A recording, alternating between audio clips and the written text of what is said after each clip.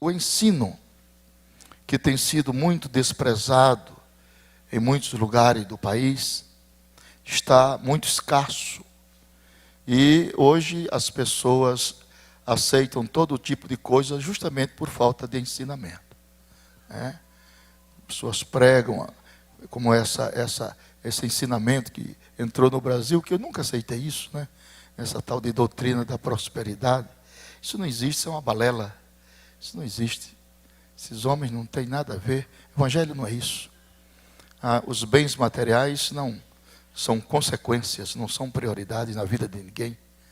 Ele acompanha a tua vida espiritual, corre na paralela, mas o básico, o consonante, o prioritário, o real, o verdadeiro, o que nós buscamos é a nossa vida espiritual, é termos uma vida espiritual em comunhão com Deus, resolvermos as nossas pendências e vivermos em comunhão com Deus. Isso é o importante que nós aprendemos. Eu aprendi isso nos primeiros dias de crente do missionário Samuel Nistro, lá em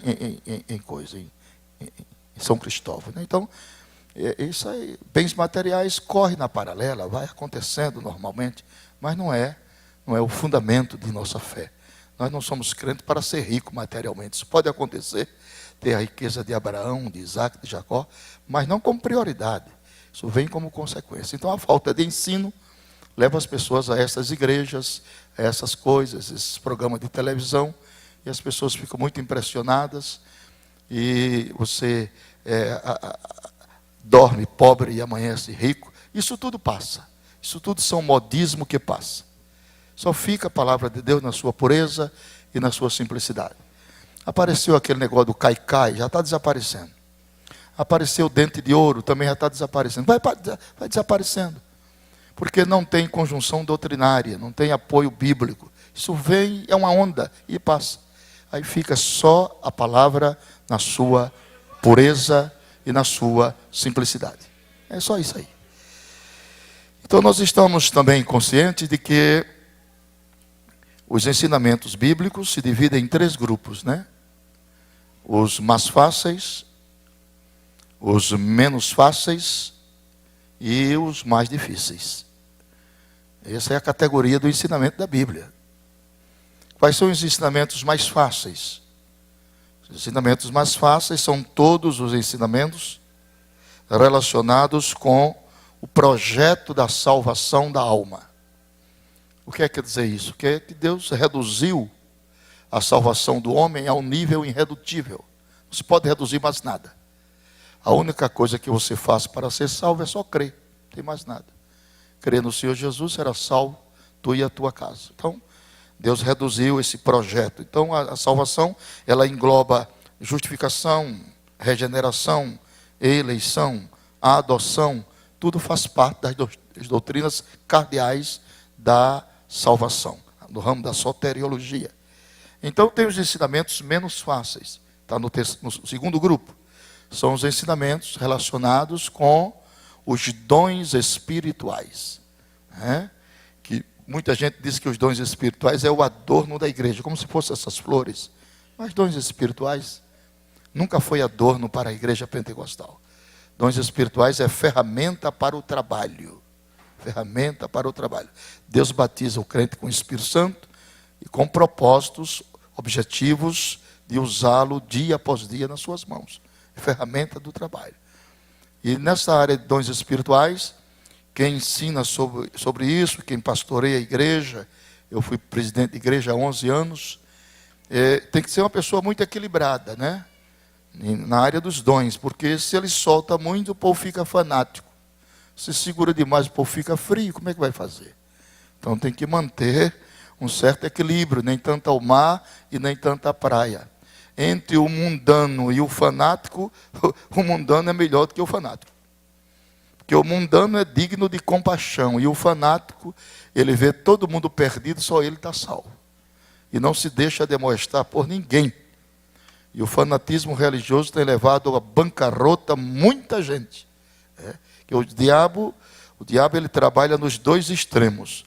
Ou no extremo da excessividade, excesso, ou no extremo da da escassez, né? Ou excessivo ou omitivo, ou de mais ou de menos. Então é difícil você encontrar pessoas centradas, equilibradas, né? Equilibradas e centradas.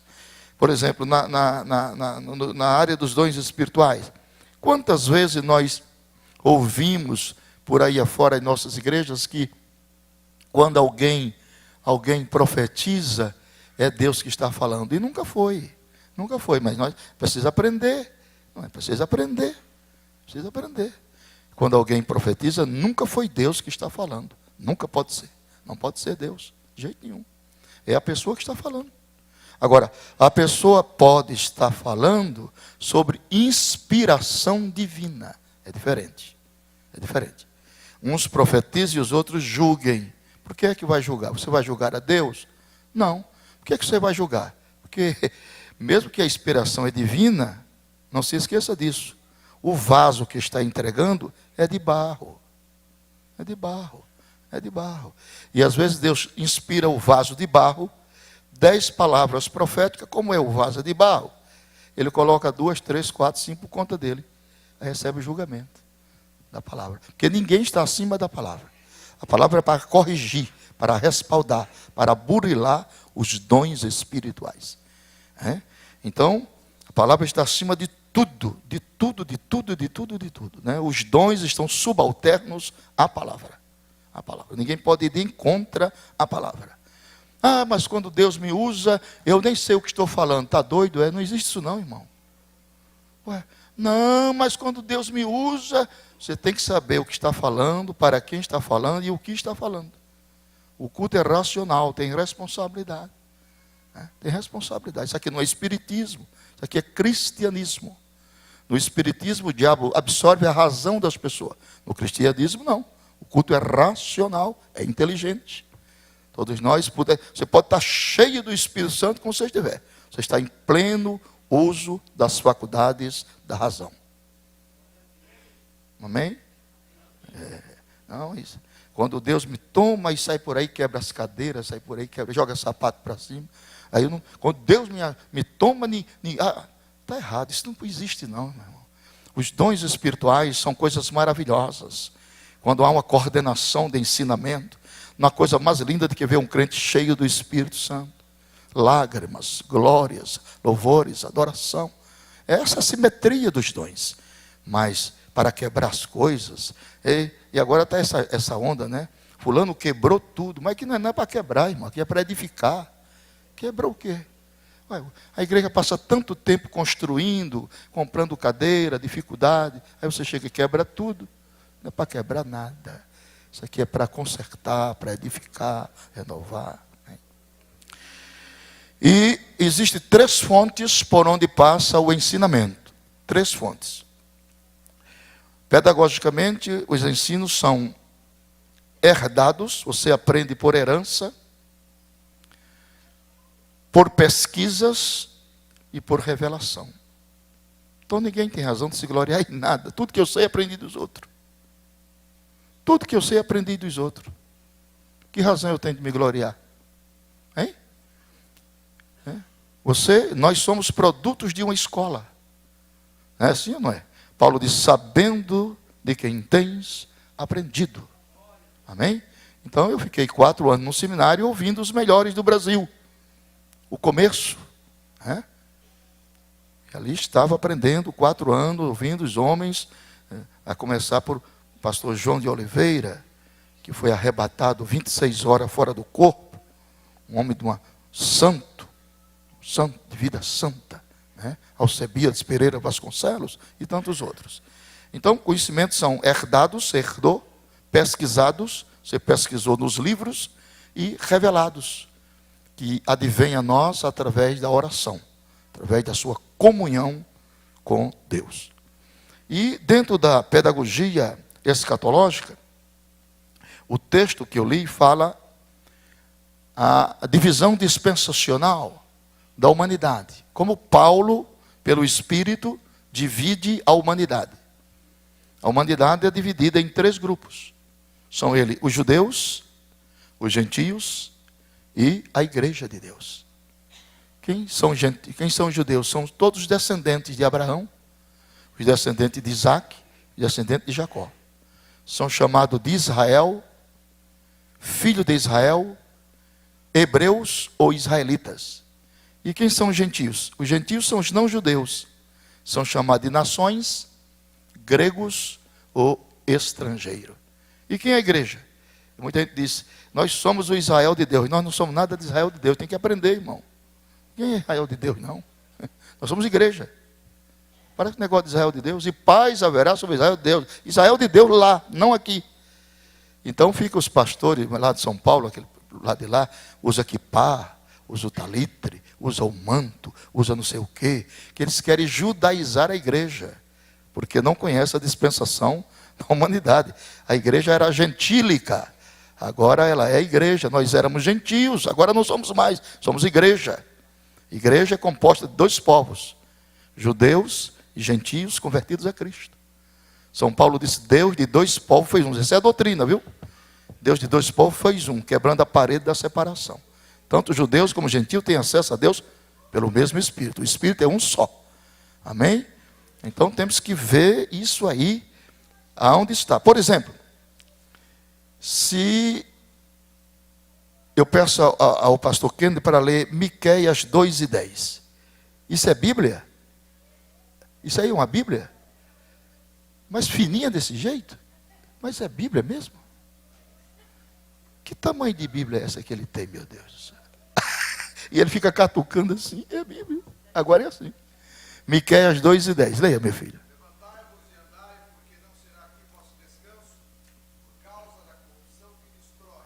Sim, que destrói. Então você tem que aplicar a Bíblia no tempo e no espaço. Para quem é que Deus está falando aí? Hein? Para os judeus? Para os gentios? Para a igreja? A turma que acha que Deus está falando para a igreja, levante a mão. Para a igreja. Uma calma bem alta, irmão. Seja decidido. Muito obrigado. A turma que Deus acha que Deus está falando aí para os gentios. Ali está. E a turma que Deus está falando para os judeus. Ih, não ninguém quase. Tá? Então é por isso que precisa ensinamento. O ensinamento não é grito. O ensinamento não apela para a emoção. O ensinamento apela para a razão. Aqui não tem um evangelista gritando, que vocês conhecem. Aqui eu ensino. Então, os que falaram que Deus está falando para a igreja, quase acertavam, mas não acertaram. Os que acham que Deus está falando para os gentios, quase também acertavam, mas não acertaram. Então Deus está falando para os judeus. Espera aí. Mas pode ser aplicado para a igreja. A Bíblia é uma espada de quantos gumes? Quantos gumes tem a Bíblia? Quantos? 2. Vocês são tímidos, é assim mesmo? Mas vocês não eram assim, não. 2 gumes. Gume número 1. Vamos lá? Interpretação. Gume número 2. Aplicação.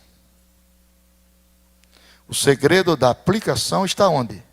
Na interpretação.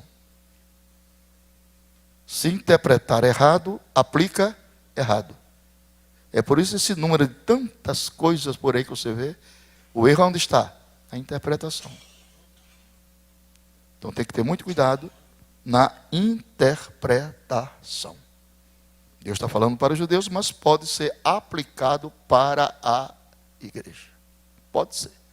Que 75% da Bíblia é direcionada aos judeus. Ficamos com uma sobrinha de 25%. Tá bom, né? Se Israel tivesse aceito Jesus, nós seríamos abençoados em Israel. Como Israel rejeitou, nós somos abençoados direto por ele. Você não se alegrou com isso? Hein? Israel rejeitou muitas coisas. E por que falar da vinda de Jesus? E por que esse interesse de falar da vinda de Jesus? Sabe por quê? Abra sua Bíblia aí. Segundo Pedro, capítulo 3, verso 3 e 4. Na Bíbliazinha do pastor Kenneth, que ele no instante encontra, ela é fininha, mas ele encontra logo. Vá, meu filho. Segundo Pedro, capítulo 3, 3 e 4. Ele já encontrou, é.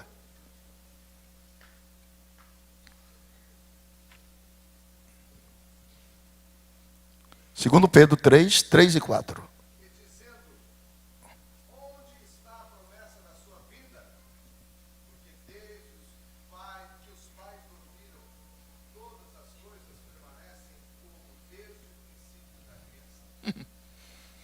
Meus irmãos, acreditem os senhores e senhoras e pasmem. Pasmem. Olhem para mim. Olhem para o meu nariz. Olhem para o meu rosto. Não tire o olhar de mim. Olhe para cá.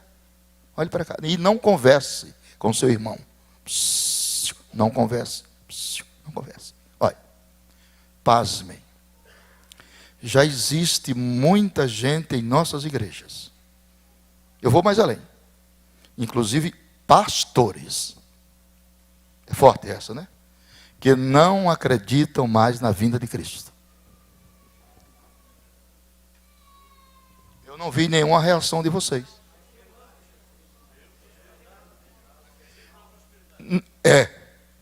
O céu deles é aqui. Quer dizer, a palavra antropologia quer dizer estudo do que olha para cima. Assim. Jesus diz, quando estas coisas, que coisas? A evidência dos sinais começarem a acontecer, levantai vossas cabeças e olhai para cima, porque a vossa redenção está próxima. Você nunca vai ver um porco vivo olhando para cima. Porco vivo só olha para baixo. Esse povo, esse evangelho de prosperidade, é vocação de porco. Só olha para cá. Que comeremos, que beberemos, que vestiremos, é só para cá. Os hinos, a hinologia, é só para cá. É culto a hedonismo, é culto à personalidade, é o homem,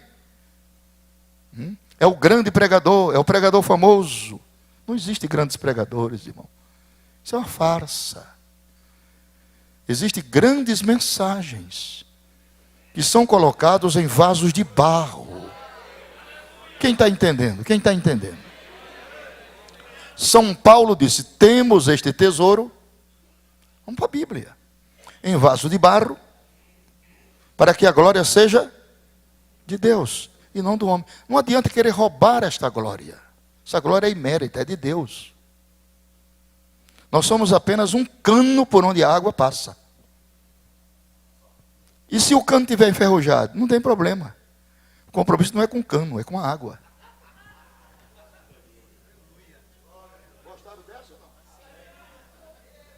Paulo diz, para que eu pregando aos outros, ao cano, eu mesmo não venha a ser rejeitado. Então o que vai tirar o homem do céu chama-se pendências. Casos mal resolvidos, ou nunca resolvidos. Olhe para seu irmão e diga, resolva suas pendências. Pendências. É isso que faz com que o CPF espiritual fique estragado. Então, meus irmãos, aqui em São Paulo, um pastor da Assembleia de Deus me abordou e disse, pastor Napoleão, o senhor está pregando ainda sobre a vinda de Jesus? Estou, agora que é mais forte. Esse rapaz não prega não, Jesus não vem não, irmão. Da Assembleia, né? Não, para ele não vem. Para ele vem o juízo, o anticristo, o reino do anticristo. Mas para nós, Jesus vai voltar a qualquer momento. O pastor Marcos foi meu auxiliar, meu cooperador, meu pastor auxiliar lá. Assumi um campo, presidi um campo. Para mais nunca, eu não quero ser pastor de igreja mais, não aguento não. É muito pesado. E aí assumi um campo lá, fiquei 3 anos pastoreando esse campo. Mas um pastor, 18 anos de pastor, irmão Vânia, 18 anos, secretário da convenção, me entregou o campo e virou muçulmano. Está lá, Abriu a primeira mesquita muçulmana e João Pessoa está lá com aquele negócio, aquele barrete de coisa. E a mulher dele também com aquele negócio. Nós estamos perto do fim.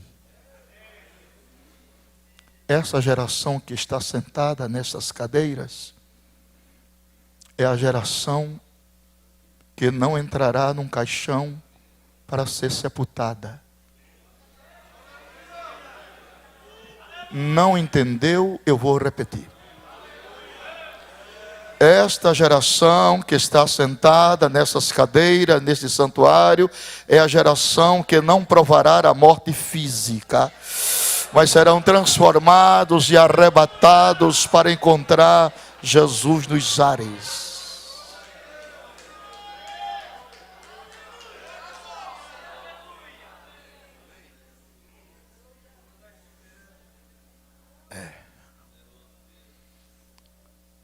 O ano passado eu estava pregando em Londres, 12 noites lá em Londres, uma reunião de líderes. E quando terminamos os trabalhos, saiu na estampa do jornal londrino que 5 países da Europa já não estão mais aceitando no seu quadro aeronáutico 2 comandantes de avião crente. Aquele fez, já entendeu. Eu estou falando aos ouvidos, você está entendendo? Não aceitam mais, porque na cabine de um Boeing viaja 2 homens, né? O comandante e o subcomandante. Então agora eles fazem uma triagem. Se os 2 for crente, não pode, tem que trocar. Tem que ser um crente e um descrente. Que estão prevendo que algo vai acontecer e ninguém vai segurar. O arrebatamento da igreja é o caso mais, da Bíblia para mim é o ponto mais culminante, mais indelével, mais brioso, mais digno, mais apoteótico. Viu? Ele é a coroa da esperança da igreja. É o arrebatamento. Mesmo não constando essa palavra nos originais, né? Essa palavra não consta nos originais. Nem hebraico, nem grego. Arrebatamento é uma palavra latina, que significa tirar com muita força de um lugar para outro. Então tem coisas que eu aceito por fé. Eu aceito. Mas eu não as entendo por razão. Eu estudo esse assunto há 48 anos. E estou cobrindo, fazendo um Mobral ainda em cima dele. Um Mobralzinho. Mobral. Como é que você entende a ressurreição dos mortos? Eu não entendo. Me ajude aí.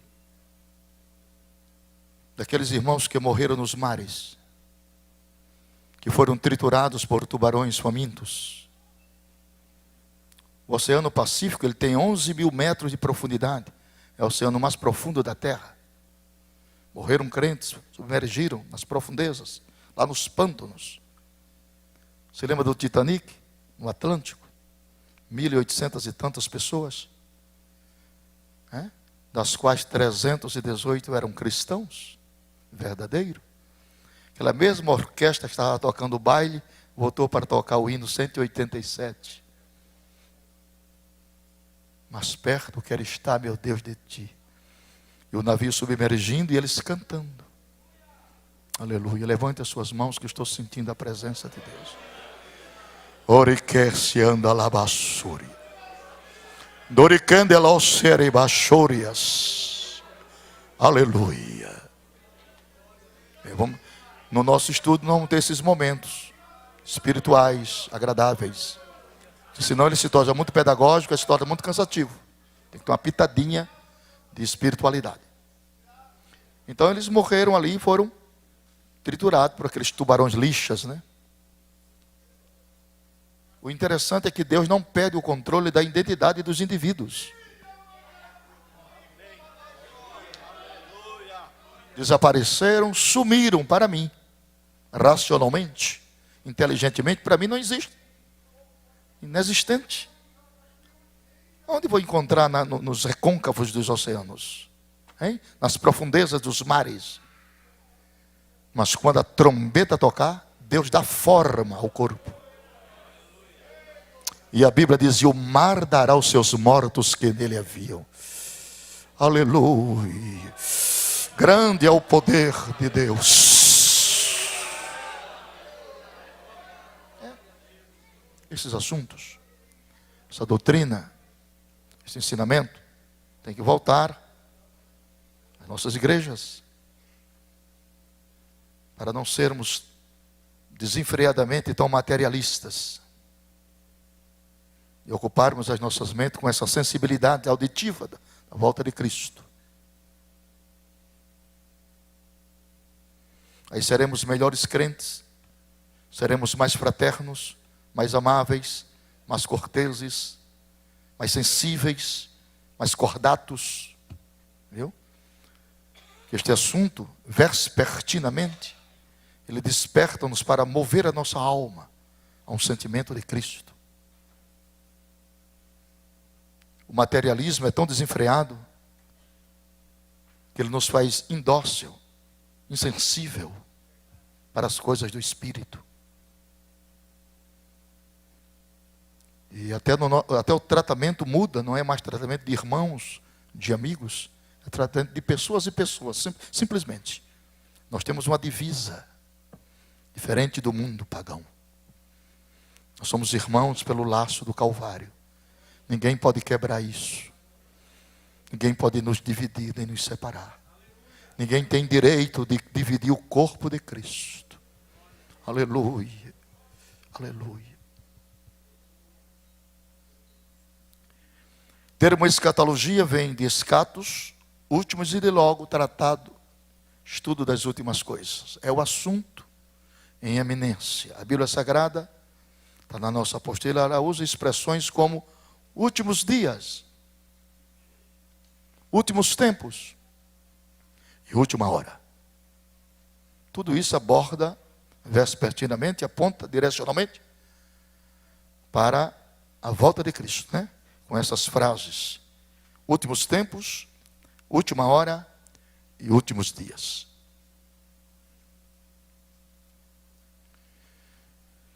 Eu creio que eu vou soltar uma bomba aqui agora. Deixa eu tomar um pouquinho de água para abrandar o coração. Eu creio, como estudante desse assunto, eu creio, viu? Eu creio, ninguém me falou, mas eu creio que a vinda de Jesus não vai mais 20 anos. Eu creio. Se você crê que vai demorar 50, 100, porque eu não posso prognosticar e nem tenho autoridade para fazê-lo. É sobre dia e hora. Mas você diz: sempre houve terremotos, sempre houve. Sempre houve pestilência, sempre houve. Mas com esse descarrilho que está vendo agora, nunca houve.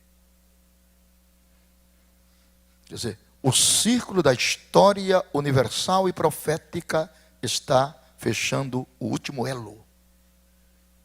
O último elo. O último elo. A única evidência que eu posso constatar, dentro da veracidade dos fatos, é que Jesus não veio ainda por causa do nosso déficit. Nós temos um déficit muito grande. Hein? Temos um déficit. O mundo tem 7 bilhões e 102 milhões de pessoas. Apenas 1,5 bilhão são salvos. Cadê o outro? Cadê os outros? Me ajuda aí. Tu acha que o teu Deus, que é o meu Deus, que é o nosso Deus, vai entregar na mão de Satã quase 6 bilhões de seres humanos que ainda hoje não foram alcançados? Só no mundo muçulmano temos 1 bilhão 342 milhões.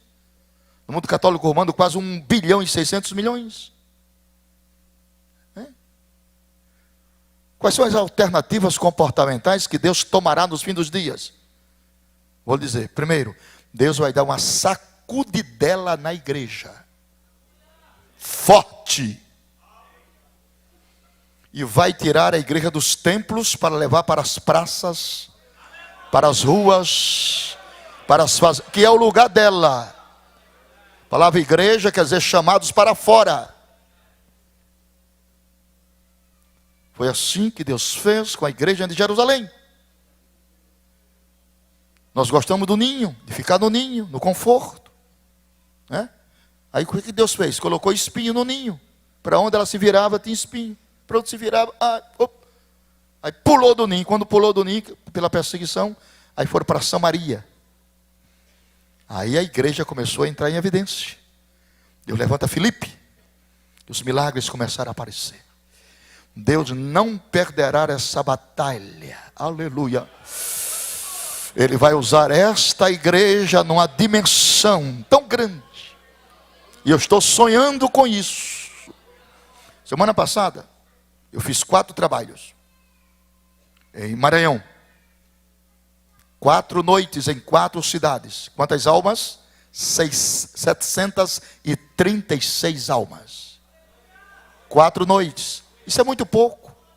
Isso é muito pouco. Nós fizemos um trabalho no estádio do Clube do Remo, em Belém. 1.500 decisões numa noite. O povo está faminto de Deus. O povo não aguenta mais o que está ouvindo. Isso aí é borra, não vale nada. Mas Deus vai suscitar, meio a esta apostasia de valores, uma geração de homens e mulheres cheios do Espírito, para sacudir esta nação. Quem crê nisso? Sacudir a nação. Sabe por quê? Porque quando os homens endurecem o coração, como a igreja dele, aí Deus intervém na história. Acabou-se. Ele interviu na história de Babilônia, ele interveio na história de Nínive, ele interveio na história de Damasco. Ele intervém na história, porque a história é dele. A história é dele. História sem a história dele não é história, é conto. Ele é o dono da história, é o senhor da história, é o comandante da história. A história está na sua mão. Aleluia. Até o diabo está na sua mão. O diabo não faz o que ele quer. Ele só faz se Deus permitir. Aleluia. Ele resolveu que o diabo não toca em você, não vai tocar até Jesus voltar. Glória a ti, Senhor. Glória a ti, Senhor. Muito bonito essa palavra. Glória a ti, Senhor. Foi a primeira palavra que eu ouvi quando eu me converti. Do barbeiro. Quando ele disse, você quer ser crente? Eu quero. Ele disse, glória a ti, Senhor. Eu me lembrei. Aleluia. Levante as 2 mãos para deixar esse ambiente bem espiritual. Se você tem motivações para adorar ao seu Deus. Se você tem razão para glorificar a Deus da sua esperança. Se você acredita na iminente volta de Cristo. Se seu coração clama pelo Deus vivo, verdadeiro, imutável, imbatível, insubstituível, inquestionável, dono da história. Aleluia. Aleluia.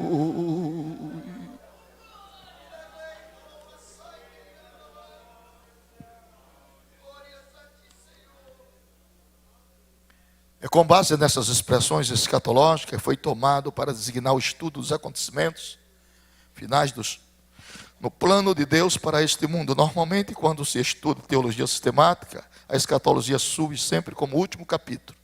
A escatologia não dedica-se apenas ao estudo dos últimos acontecimentos, mas também aos fatos que se relacionam com o destino do homem. É o destino do homem. Só o Evangelho pode dar estabilidade e segurança a um homem pós-morte. Só o Evangelho.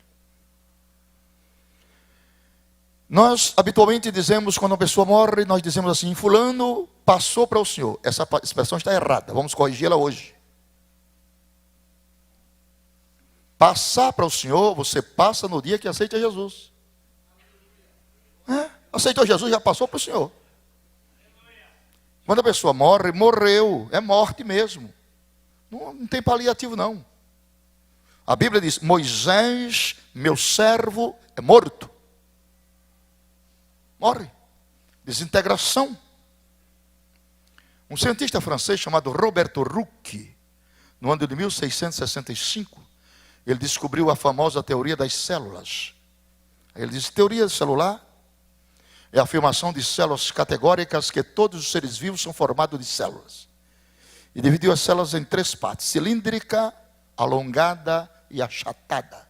Plasma, citoplasma e núcleo. Então, nessa contabilidade científica, descobre-se que do tendão de Aquiles até o frontal, o homem tem 60 trilhões de células. O DNA de cada célula humana equivale a 1,70 m. Somente o seu DNA em fita métrica dá para ir na Lua 3 vezes. Vai, vem, vai, vem e vai. Porque daqui na Lua é só 380 mil quilômetros. E a Lua não é essa peça teatróloga e poética que a gente acha. A Lua funciona como diaconisa de Deus. Isso é ciência. A Lua funciona como uma diaconisa de Deus. Se não fosse a Lua, os oceanos seriam pútridos. Pútridos, não havia vida marinha. Não havia peixe. A Lua trabalha no equilíbrio dos pântanos. A Lua oxigena os mares e renova suas águas através da chamada tábuas das marés. É a Lua quem faz isso. Deus faz isso só pensando em você. Para você comer um peixe bom, um camarão bom, uma lagosta boa, e você não conhece isso, não dá glória a Deus.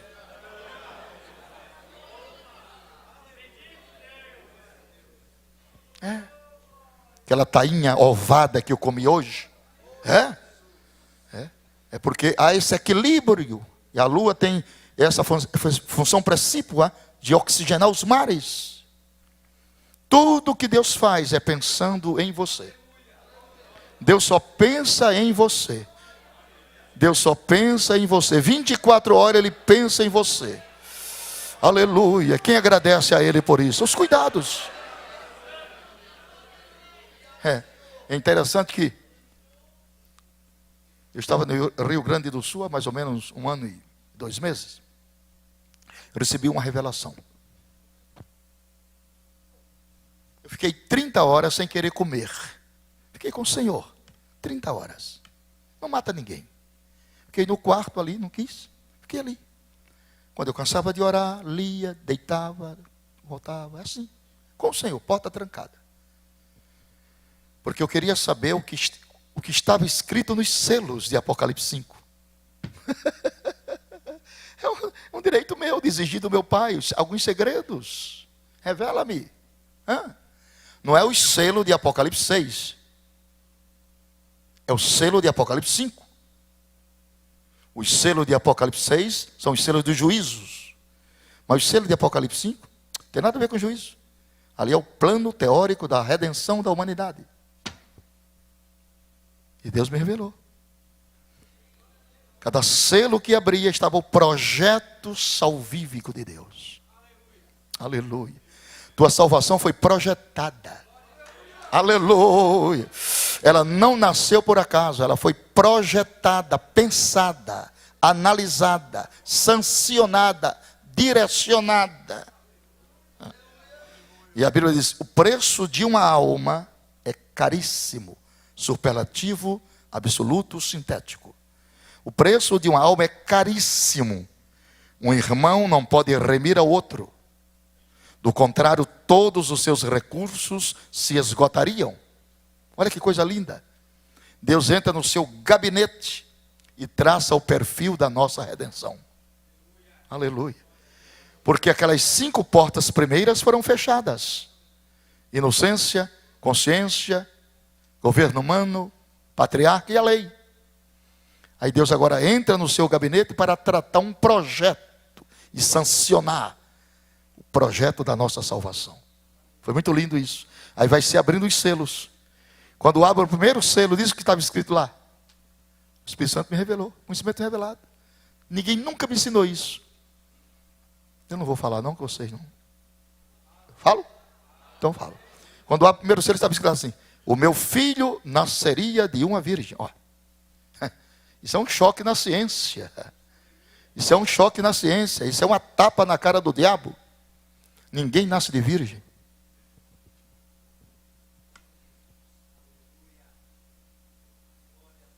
Isso para você é fácil, para mim é difícil. Porque para que eu nascesse, para que você nascesse, o ímen de minha mãe e da tua mãe foi rompido de fora para dentro. Para que Jesus nascesse, o ímen de Maria foi rompido de dentro para fora. Você não tá, isso para você é tão fácil, né? Isso chama-se mistério da encarnação do verbo. Há 2 mistérios na Bíblia, que pastor nenhum sabe. Encarnação e piedade. Aleluia. O mistério da piedade é o mistério da trindade. O homem não é uma trindade, o homem é uma triunidade. Aleluia. Espírito, alma e corpo. O corpo é a bainha da alma. A alma é a sala de gravação do espírito. O espírito é o elemento que tem contato com Deus. Você não dá glória a Deus, pecou. Eu vou dar glória a Deus no seu lugar. Glória a Deus, que é para você não pecar. Então, projeto da salvação. Ali está todo o plano salvador de Deus. Todo o plano. Porque antes de Jesus se humanizar, ele já existia. Ué. Provérbios 8, 22, como é que diz lá? Se está decorado. No princípio o Senhor me possuía. Antes das suas obras mais antigas. Quando ele construía os cosmos, ali estava eu. Eu era seu aluno e seu engenheiro, e com ele folgava na sua delícia. Quem era ele? Mas Deus nunca foi visto por ninguém, mas se revelou. Como? Teofanicamente. Né? Gênesis 18. Quantos anjos apareceram a Abraão? 3. Quantos foram para Sodoma? 2. Quantos ficaram? 1. E aquele que ficou? Abraão adorou. Ofereceu uma novilha. Anjo não recebe adoração. Aquele recebia. Quem era ele? O nome de Deus estava nele. Ele deixa Abraão e encontra com Jacó. Fizeram um culto a noite toda.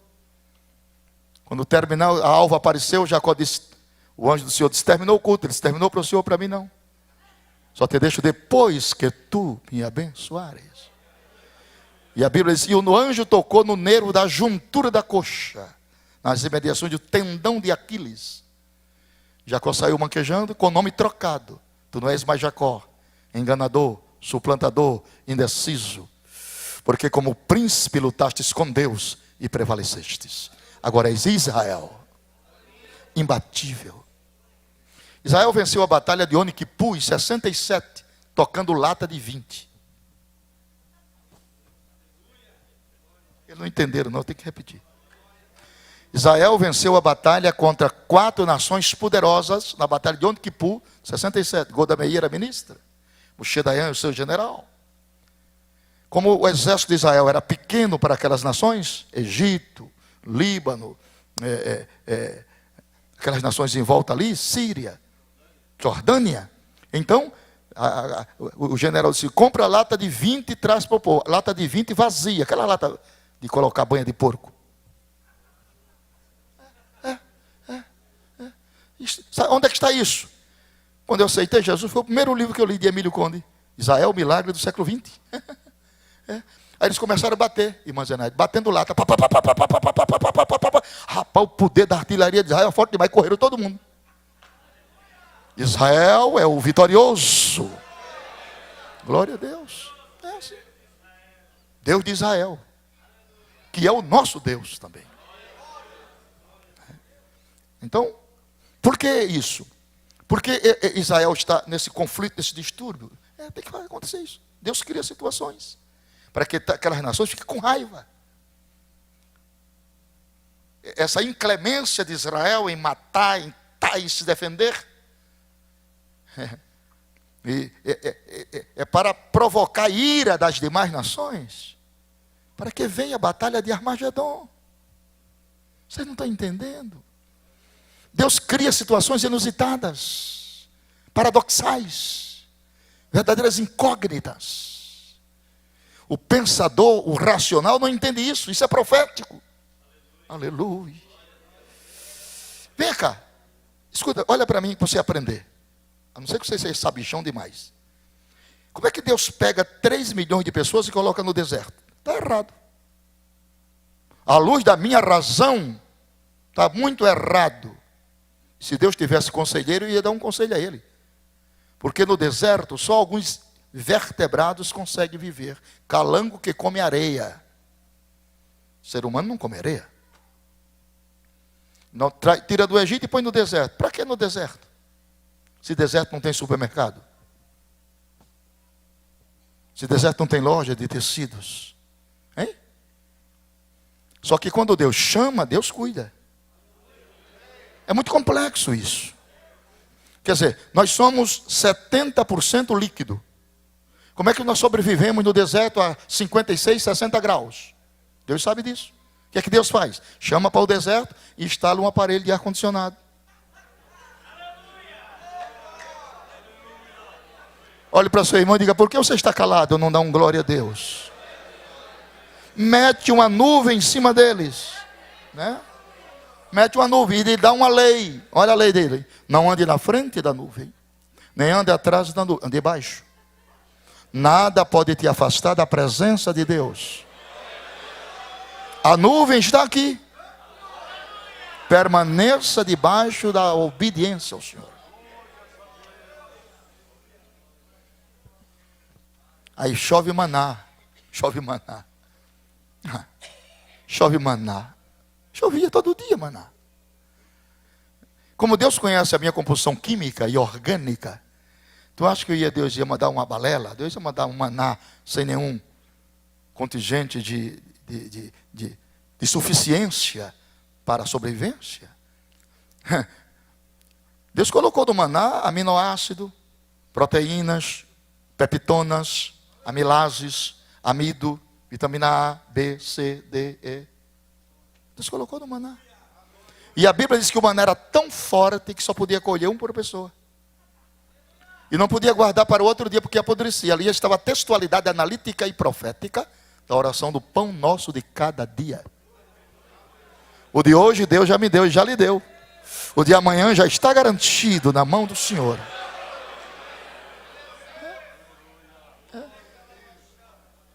Eu estou fazendo composições doutrinárias em um paralelismo real do que seja a magnificência do poder de Deus. Não sei se você está me entendendo. São entrelinhas do estudo e que o pregador ou o ensinador tem que obedecer para não ficar dogmático. Mas o povo murmurou, só tinha maná, e quando murmurou, Deus não gosta de murmuração. Você já murmurou alguma vez? Levante a mão. Hein? Vocês não querem levantar a mão com vergonha? Já murmurou? Já. Que Deus tenha misericórdia da gente.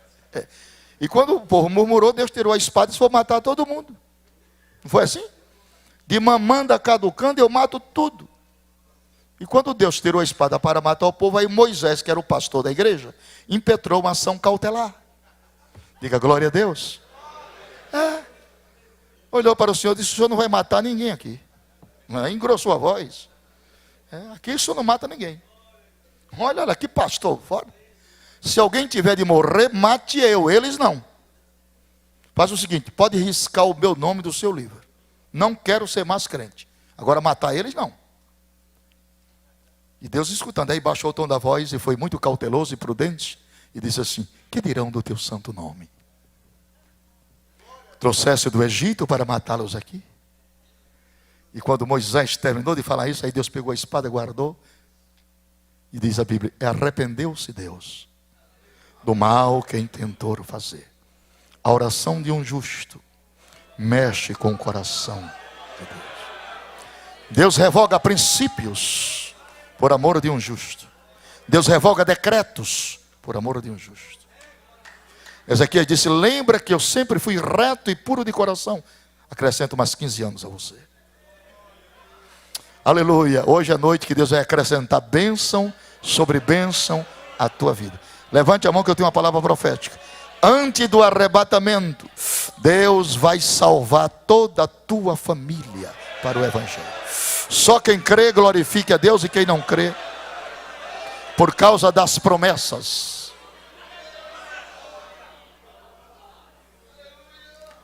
Ninguém sobrevive sem água.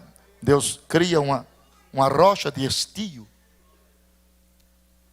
E segundo pesquisa do Alto Comando de Oficiais Generais americano, era 1.500 toneladas de alimento por dia. tinha que ter todo dia 1.500 toneladas. E todo dia tinha. Eu nunca vi na história de análise e conjunção de valores oceano produzir frango. Oceano só produz crustáceos e peixe. Eu estou mentindo. Me ajuda aí, irmão. Oceano só produz crustáceos e peixe. Frango não. Frango é a terra, não os mares. Deus sopra no mar e uma nuvem de codornas. Heródoto, Eusébio de Cesareia e Filo, os mais 3 maiores historiadores credibilizados, diz o seguinte: e naquele dia caiu em Israel 180 quilômetros de frango, por 3,80 metros de altura. E Deus disse: coma carne até sair pelo buraco do nariz. Olhe para seu irmão e diga: será ano de fartura na sua e na minha vida, na nossa despensa, na nossa casa, na nossa família. Gozaremos fartura de saúde, de alegria, de paz, de amor, de prosperidade, de felicidade, de comunhão com Deus.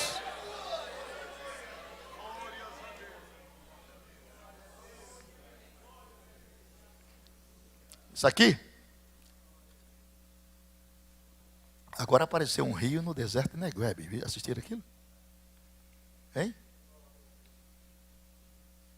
Agora, semana passada. Do deserto. Daqui a pouco lá vem um rio, estourando. Sai debaixo da terra. Profecia de Isaías. O deserto florescerá como narciso. Rebentos de águas aparecerá. As profecias se cumprindo. Aleluia. Está tudo pronto. As vestes dos sacerdotes, filhos de Levi, já estão todas confeccionadas. A mesquita de Omar cai, porque o arqueduto de Zedequias passa embaixo. Ela está toda rachada. Aleluia. Os judeus estão esperando isso. As vestes estão confeccionadas para voltar ao sacrifício no milênio. E diz os historiadores que a novilha vermelha já apareceu. Está tudo pronto. Os judeus ortodoxos esperam pelo Messias. Se alguém provasse hoje que era descendente da tribo de Judá, seria hoje aclamado e conclamado o rei de Israel. Ninguém prova. Prova que é da tribo de Dan, Levi, Naftali, Zebulon, Isacar, Manassés, Simeão, José, Benjamim. Mas Judá não. Ninguém prova. Apocalipse 5. João disse: eu chorava muito. Nem no céu, nem na terra, ninguém foi achado digno de abrir o livro, desatar os selos. E o Senhor disse: não chores mais, está aqui o leão da tribo de Judá, rei de Davi, que venceu para rasgar os livros, abrir os livros e os selos e sair vitorioso. Então nós estamos na iminente volta de Jesus Cristo. Já estou vendo pelos olhos da fé toda a cidade de Criciúma, toda, e região, cheia de roupa de crente e calçado. Vai ficar tudo na rua. Vai, como testemunho. As praças, supermercados, faculdades, escolas, parques, igrejas, todo lugar. Sapatos e calçado de crente aos montões. Bolsas, Bíblia, vai ficar. Como testemunho que houve o arrebatamento da igreja. Paulo chama isso num abrir e fechar de olhos. Mas no grego clássico atualizado, não fala abrir e fechar, fala abrir e piscar de olhos. É mais rápido do que o fechar. É o pisco. 3 milésimos do segundo. Dar-se ao arrebatamento. Aleluia. Então nós estamos vivendo esta hora undécima, esta hora final, esses últimos dias. Por isso que eu enfatizo, muito de vocês não provarão a morte física. As mortuárias de Criciúma não venderão caixão para muitos crentes que estão aqui. Muitos crentes que estão aqui. Aleluia, aleluia. Quem crê nisso? Quem crê nisso? Muitos crentes. Porque fazem parte do arrebatamento daqueles que serão arrebatados. E a vinda de Jesus dar-se-á, segundo os maiores entendidos e pensadores, uma vez, em 2 fases. Na primeira fase ele virá para a igreja. Na segunda fase ele virá com a igreja. Na primeira fase os incrédulos serão deixados. Na segunda fase os incrédulos serão destruídos. Na primeira fase haverá segredos. Na segunda fase haverá lamentações. Na primeira fase ele virá sobre os ares. Na segunda fase ele virá sobre Monte das Oliveiras. A lei foi dada no monte. O primeiro sermão que Jesus pregou foi no monte. Ele foi crucificado no monte. Ele subiu ao céu do monte. Ele voltará em glória sobre o monte. E Deus já mostrou isso a Salomão. Cantares 2 diz assim: esta é a voz do meu amado. Ei-lo aí que já vem pulando sobre os montes, ó, saltando sobre os outeiros. O meu amado é semelhante ao gamo, ao filho do veado. Ei-lo aí reluzindo pelas grades. Ele diz: levanta, amada minha, formosa minha, e vem. Porque eis que passou o inverno. A chuva cessou e se foi. Aparecem as flores na terra. O tempo de cantar chegou. E a voz do Espírito Santo ouve-se em nossa terra. Então nós estamos a um passo do arrebatamento. Quem tem certeza, se a trombeta tocar agora, sobe, levante a mão e dê glória a Deus mais afinado da sua vida.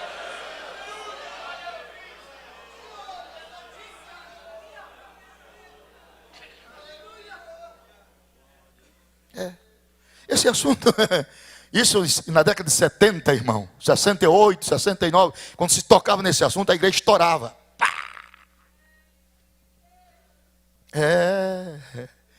Muita gente ainda fica com aquela interrogação, será? Mas eu louvo a Deus, que ainda tem um remanescente na terra, que acredita piamente no arrebatamento da igreja. E eu quero acreditar que uma boa parte dele esteja aqui hoje ouvindo e participando do seminário.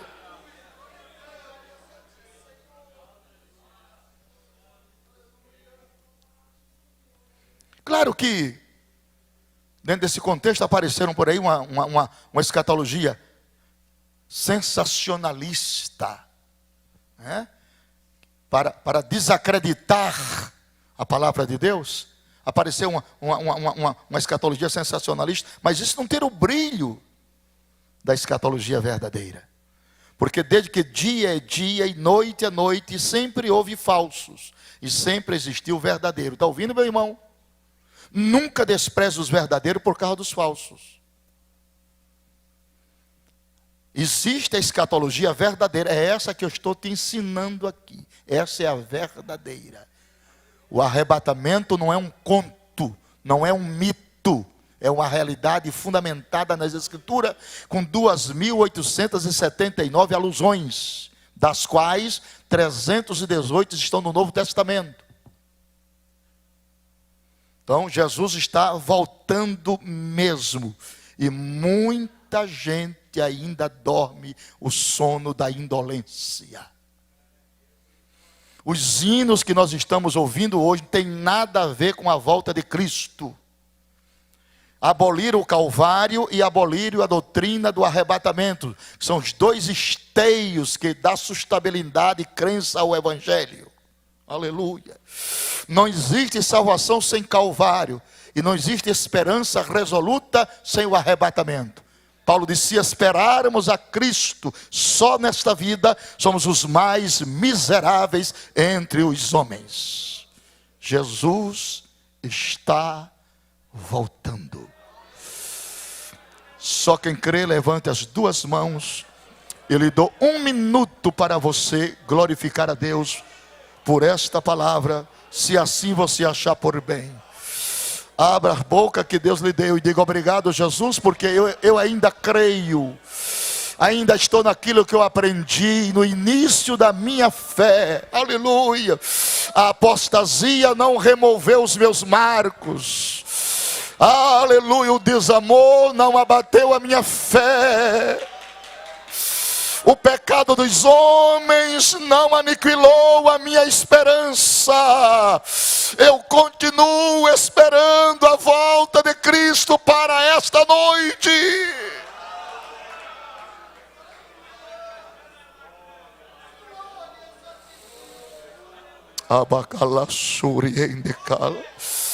Estenda suas mãos para a frente, ó Deus. Eu quero que tu renove a esperança dos teus filhos esta noite.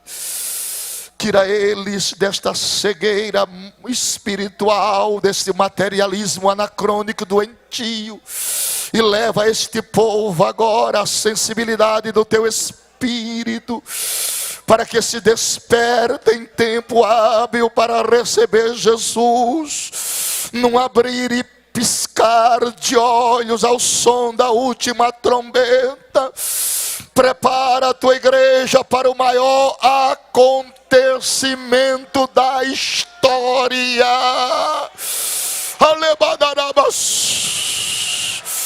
Coloque as suas mãos sobre a cabeça do seu irmão que está próximo a você e ministre na vida dele e na família dele a bênção da volta de Cristo, aleluia, o renovo da nossa esperança, o gozo da nossa fé, a visão profética dos últimos dias,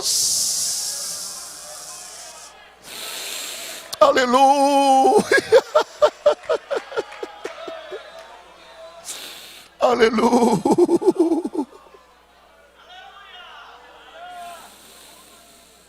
Aleluia. Aleluia. Que bom estes momentos.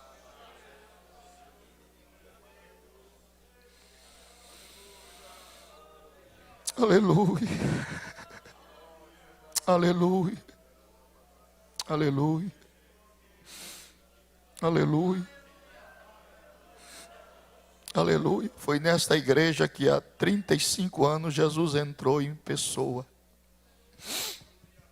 Foi aqui que ele entrou. Aqui.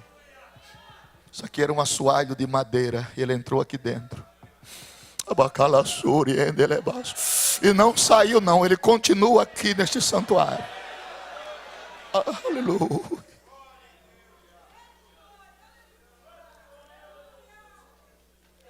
Meus irmãos, a vida nossa é muito breve.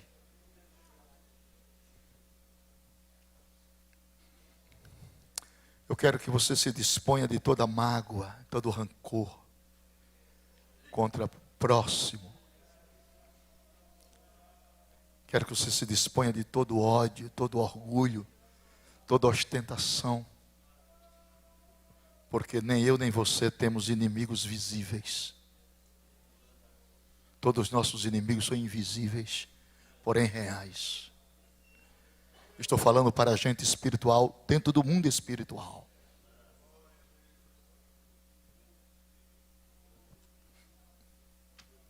Abra sua Bíblia. Eu vou mostrar para a igreja onde está centrado o nosso maior campo de guerra. Porque às vezes nós trabalhamos certo com motivações erradas. Estamos nos degladiando um contra o outro. Irmão contra irmão. Obreiros contra obreiros. Estamos enfraquecendo o reino. Porque nós não conseguimos aceitar o irmão como ele é. O Evangelho não muda as pessoas, não descaracteriza ninguém. O Evangelho molda-nos. E essa moldura é proporcional à medida que a pessoa aceita, não Cristo Salvador, aceita Cristo Senhor. Quando Ele é Senhor, eu sou doulos, sou servo, sou escravo, não tenho mais vontade própria. Onde é o campo de guerra da igreja? É aqui, 9 de Apocalipse. Verso 7. Aqui está o campo de guerra de uma igreja. Se todos despertassem para isso, havia menos atrito entre os irmãos, menos disputa entre as pessoas. É aqui a nossa batalha. Apocalipse 9, verso 7. Dizia: o aspecto dos gafanhotos eram semelhantes ao de cavalos aparelhados para a guerra, e sobre a sua cabeça havia umas como coroas semelhantes a ouro. Parecidos. Seus rostos eram como rostos de homem. Tinham cabelos como cabelo de mulher. Seus dentes eram como de leão. Tinham coraça como coraça de ferro. E o ruído das suas asas era como o ruído de carros, quando muitos cavalos correm ao combate. Aqui está o campo de batalha da igreja. Lá embaixo tem uma coordenação, um comando. Está no versículo 11. E tinham sobre si um rei, o anjo do abismo. Em hebreu, Abaddon. Em grego, Apolion. Um reino organizado com um presidente. Primeiro-ministro de Lúcifer. Aprendam, marquem, risquem, abre o coração. Aparece esse personagem aqui com o rosto de homem. À luz da hermenêutica, este rosto de homem fala de inteligência. Qual é o trabalho a priori desse demônio na terra hoje? Porque nós não temos que lutar contra carne e sangue. Lutamos com os principados e potestades. Que são demônios, espíritos desencarnados que não possuem corpos. Que não está sujeito à lei da física. E que precisa de corpos para morar. Segundo a mesma lei da física, um espaço não pode ser ocupado por dois corpos. No seu coração e no meu, o demônio não pode morar mais. Já tem morador. Está na Bíblia, viremos para ele, pronome pessoal, e faremos nele morada. Já tem morador. Mas em corações desocupados, ele mora. E quando mora, ele muda a personalidade do homem e da mulher. Tem uns que ele entorta para baixo. Te lembra daquela mulher que vivia há 18 anos assim? Entorta, demônios. Muda o comportamento. Mulheres ficam insaciáveis, não pode ver homem, homem não pode ver mulher. Perde o controle moral, ético, profissional. São demônios. Vai queimando. Vai queimando, vai queimando. Agora, vamos lá. Vamos à hermenêutica. Rosto de homem. O que é isso aqui? Como eu posso aprender? Na pregação ninguém ensina. A pregação visa só a emoção. Tem que ter a escola. Rosto de homem fala de inteligência. O trabalho desse demônio é um só. Lá vai a bomba. Vasculhar a vida íntima das pessoas para lançar a honra de homens e mulheres ao descrédito. O ser humano é um ser desacreditado hoje. Ninguém acredita mais nas pessoas. Ninguém acredita nas instituições. Ninguém acredita mais em ninguém.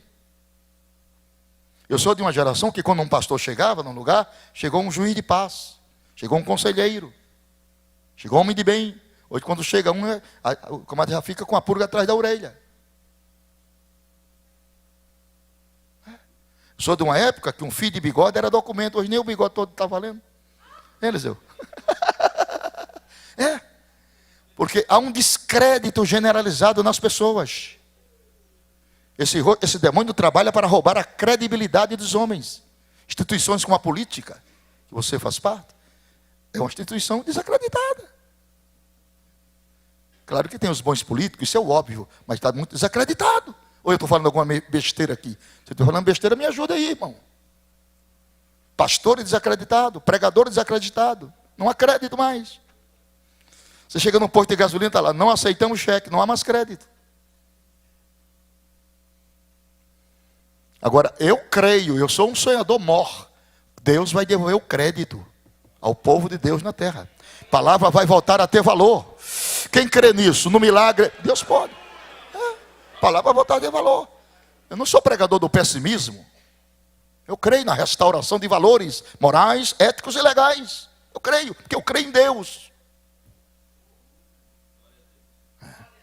Glória a Deus. Segundo, verso 8, diz, e tinham cabelos como cabelos de mulher. Que é isso? Sexomania? Sexolatria? Lesbianismo? Homossexualismo? Inversão de valores morais? O que é torto está certo, o que está certo está torto. O mundo está pelo avesso. Inverteram-se os valores, quebraram os paradigmas, removeram todos os marcos, quebraram todas as éticas. O mundo está pelo avesso. Quem pode mudar essa situação? Quem pode mudar essa situação? A igreja.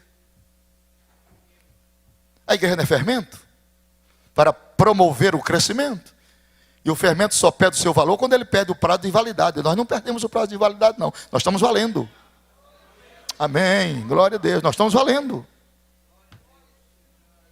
Ninguém nasce gay.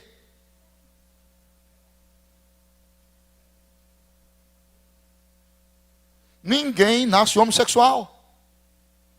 Isso não é paródia. Isso é verdade. Deus não errou na fórmula. O que está em jogo aqui é a moral do Evangelho. Deus criou macho e fêmea, homem e mulher, Adão e Eva. Aleluia. Você não dá glória a Deus com medo, né, das consequências. Deixa eu cair nas minhas costas. Ué, eu estou falando, sou responsável. Pode cortar minha cabeça, Deus não errou na fórmula. É homem e mulher. Levante a mão se você acredita também na Bíblia. E para crer na Bíblia tem que se insurgir contra o princípio da sociedade.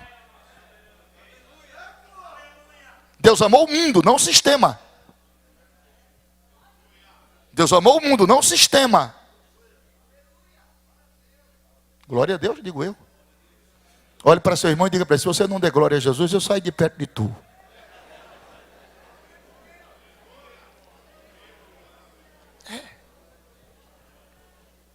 Estamos nessa época.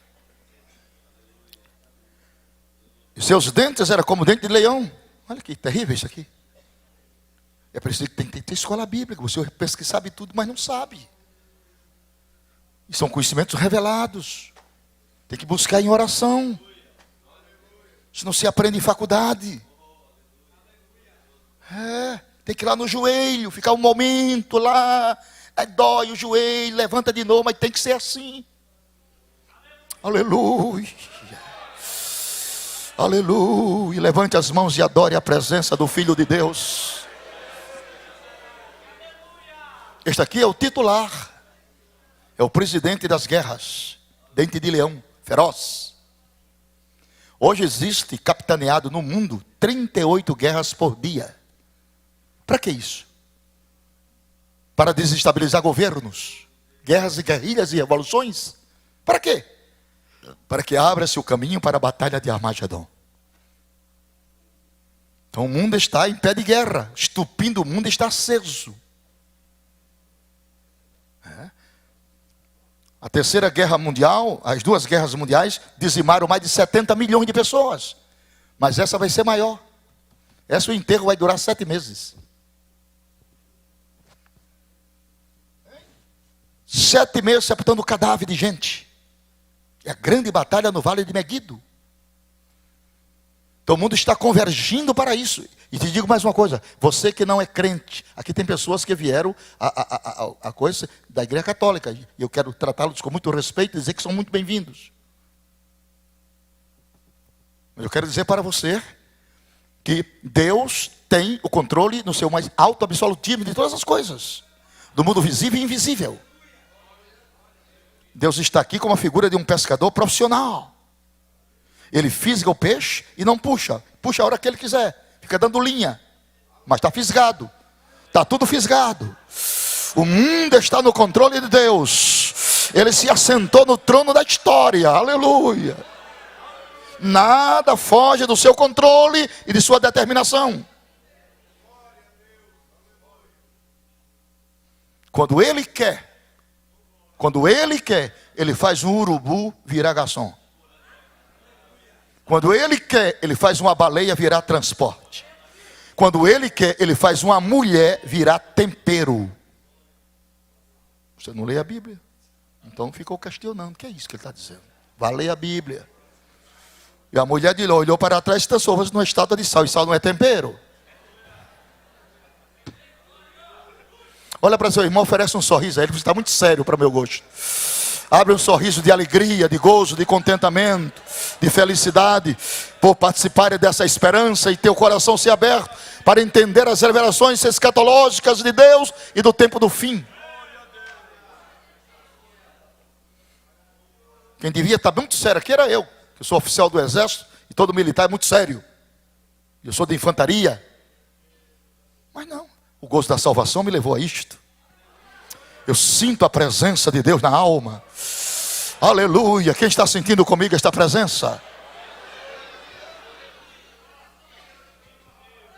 Tem uns 4 minutos para terminar. O pior está vindo agora. Versículo de número 9. E tinham coraça como coraça de ferro. Quem é esse? Eu tenho o rosto de homem, eu tenho o cabelo de mulher, eu tenho o dente de leão e tenho coraça de ferro.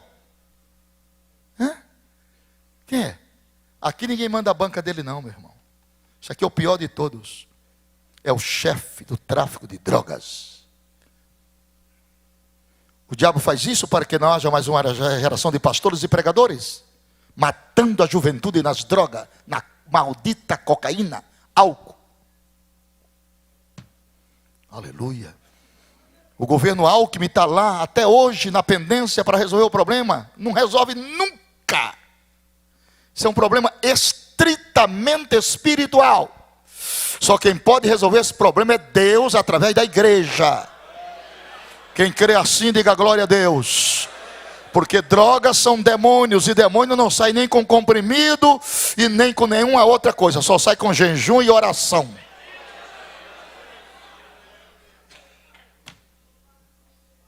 Para sempre.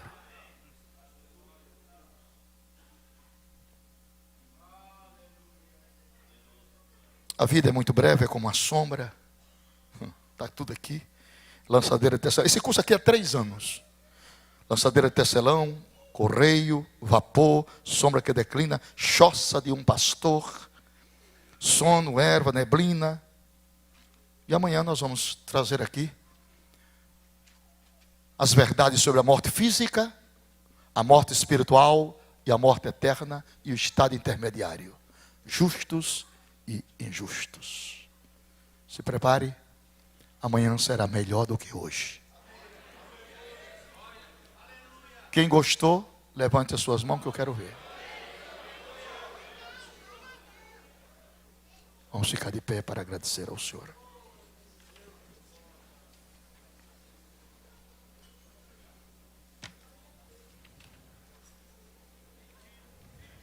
Sempre vou lembrar da coragem, do amor, da firmeza e vontade, da fé e devoção, da igreja do tempo de Paulo, de Pedro e João, que enfrentavam a fúria de Roma, mas nunca negaram sua fé de cristão. É o exemplo para mim, verdadeira missão. Oh, meu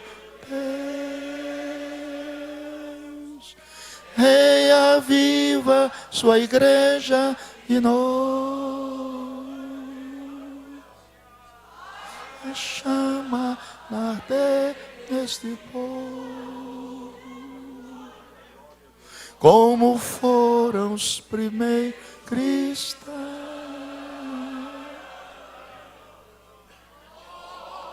Meu Deus,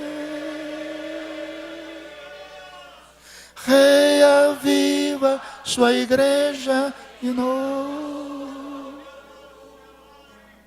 Faz a chama arder este povo, começar em meu coração. Segure na mão do seu irmão. Vamos fazer uma oração fraternal, dando as mãos como se Jesus voltasse essa noite. Que bom seria se Jesus voltasse agora. Levante a mão dele com a sua mão para o céu. Vamos orar na unidade espiritual e fraterna. Nossos corações estão pulsando de alegria, na esperança e na certeza da imortalidade da alma, na certeza no arrebatamento, na trombeta que vai tocar, da ressurreição dos mortos e do translado dos vivos em Cristo Jesus. Senhor nosso Deus e nosso Pai, muito obrigado por tua presença no meio da tua igreja. Obrigado pelo renovo da nossa esperança, da certeza imarcessível que temos de um dia estarmos contigo na eternidade para todo sempre. Ajuda-nos a acreditar dia após dia nos fatos relacionados com a tua volta. Faz-nos mais crentes, mais tementes, mais vigilantes, e que o dia do Senhor, que virá como ladrão de noite, não nos apanhe de surpresa, porque será um laço sobre todos os moradores da terra. Recebe o nosso sentimento de gratidão em Cristo Jesus, nosso Senhor. Abrace seu irmão e diga: que bom seria se Jesus voltasse agora. Aleluia. Podeis assentar para os avisos do pastor da igreja. Gostaria só de informar aos irmãos que lá fora no hall da igreja tem um material pedagógico do nosso ministério. Eu escrevi aqui este livrinho e selecionei 50 mensagens escatológicas. Essas mensagens estão lá. Aqui tem 50 mensagens só escatológicas.